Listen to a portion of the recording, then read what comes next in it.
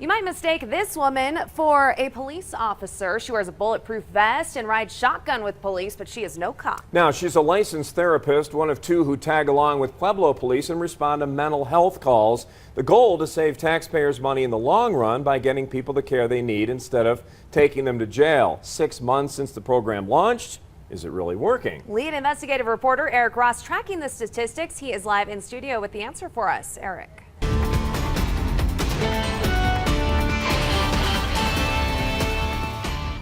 Good evening. The Pueblo Police Department partnered with Crestone Recovery Health Solutions to get mentally ill individuals the help they need while reducing the amount of time police spend dealing with mental health calls. So far, the program appears to be working.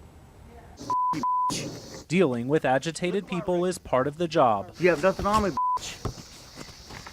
You're not being very nice. Pueblo police say it can be tough, especially when dealing with drunk, disorderly, or mentally ill people. People are a little skittish to talk to officers when it comes to any type of mental health issue. It's no doubt a growing epidemic. We run across individuals with mental health issues daily. A problem Pueblo police may have found a solution to through a new partnership with mental health care clinicians. When the program was first suggested, I personally heard officers gnawing and kicking and screaming, thinking, I do not want somebody in my car with me while I'm riding around all day long. I have to take this person. I got to babysit them. They're not going to know how to protect themselves. I'm going to have to keep them safe. But that attitude has since changed. They have seen the benefit of these individuals. Two clinicians work 12-hour shifts and primarily handle calls involving family disturbances and welfare checks. During our ride-along, the first call involved an elderly woman who appeared a bit disoriented after she accidentally called 911. Really, I was just confused. I'm really confused now. So. Okay, well, when you dial 911 and then you hang up, we have to come make sure everything's okay. The officer and clinician go inside to make sure she's okay before heading off to the next call involving a kid who bit his mother. We had a juvenile male here who was having some anger outbursts and anger issues. And basically, he needed some resources for some coping skills. After Mom received medical care, licensed clinician Jennifer Martinez talked with the kid and gave him and his mom the name and contact information for a nearby center that helps children with behavioral issues. Martinez also offered the child the option to see a mental health therapist that afternoon. They did decline it this time, which is absolutely something that they can do. Generally, we don't force anybody to go unless there's some circumstances, danger to self or others. On to the next call, a family disturbance. Put the hose in my bedroom window and turned it on. Police found this man hanging out in a garage after he reportedly put a hose in his disabled cousin's bedroom, wetting her bed and floor.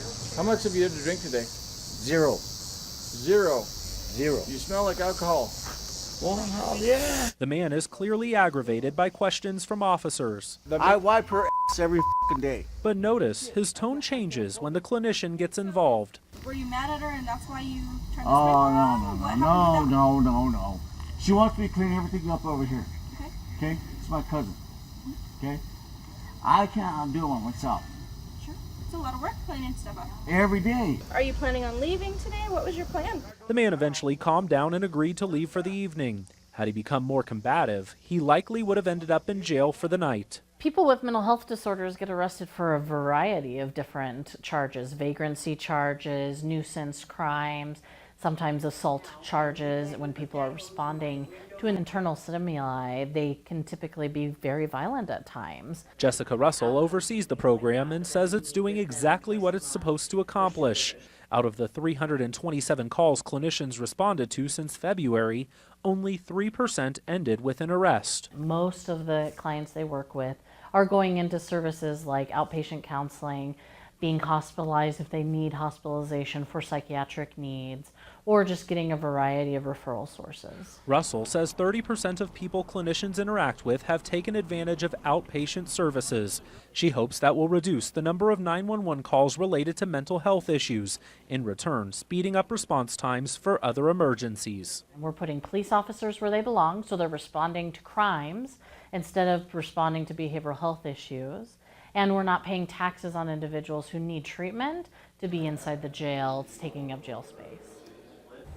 Now, this partnership won't eliminate officers having to respond to mental health calls entirely, but clinicians hope by calming people down and getting them the help they need, officers will spend less time on these calls. Now, before the program launched, officers were spending upwards of nearly an hour dealing with mental health issues. Since the clinicians signed on with the Pueblo Police Department, the current average time officers spend is about 40 minutes. However, the director of Crestone, Jessica Russell, says their goal ultimately is to get those call times down to just 20 or 30 minutes. Of course, we'll continue tracking this, but Rob and Elizabeth, seems like a positive program that appears to be working, at least right now. Wow, looks like a great, impactful program. Eric, thank you. And we just learned the partnership between Pueblo Police and Crestone Recovery Health Solutions is expanding with the addition of a third licensed clinician and case manager. By the way, Pueblo Police do not employ these clinicians. They are paid through funding from Senate Bill 97, which aims to get resources and help to mentally ill individuals at risk of being put in jail.